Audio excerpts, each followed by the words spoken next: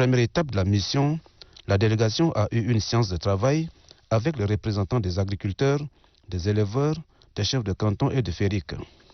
Après l'intervention du secrétaire exécutif du MPS du département de Mayo-Lémier, Harina Noyoum, et celle du secrétaire général provincial du MPS du Mayo-Kébi-Est, Lizadi Abdelbanad. Voilà, le secrétaire général adjoint du MPS, chargé de la communication et porte-parole, Maître Jean-Bernard Padaré, a déploré ce sempiternel conflit qui entame dangereusement la bonne cohabitation pacifique au Tchad en général et dans le Mayo-Kébi-Est en particulier. Le maréchal du Tchad, lors de son dernier séjour à Bangor, dans le Mayo-Kébi-Est, a promis beaucoup de choses, beaucoup de projets, beaucoup de réalisations pour le développement de ce département charnière, de cette province importante. Mais pour que les réalisations promises puissent être effectives, il nous faut la paix.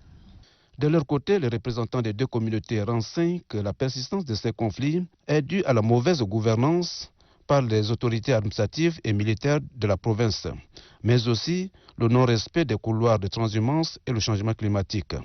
À ces préoccupations, le chef de la délégation dit avoir pris acte et appelle les parties prenantes au dialogue. La solution, c'est éleveurs, agriculteurs, chefs traditionnels. Restez.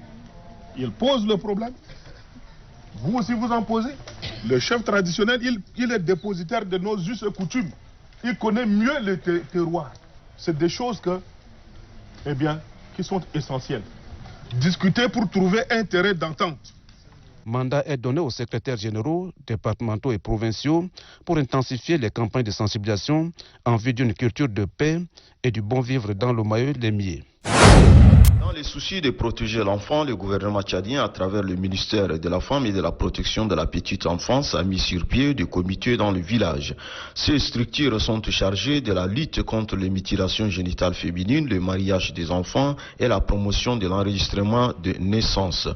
Pour la signature de l'engagement de la déclaration publique, la déléguée de la femme et de la protection de la petite enfance, Fatime Ali Ousmane, accompagnée de son collègue de la santé publique et de la solidarité nationale, Ella Tiamat Idriss, s'est rendue dans les cantons Yalnas et Arap Rachid, département d'Aboudéa, puis Kibet Angreb et Salamat 1 dans le département de Barazoum.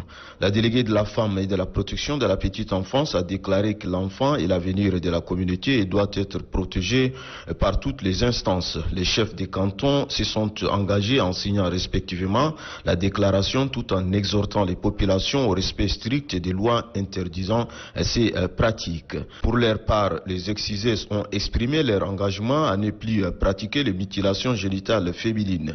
Quant à la déléguée de la femme, d'autres emplois seront trouvés à ces dernières.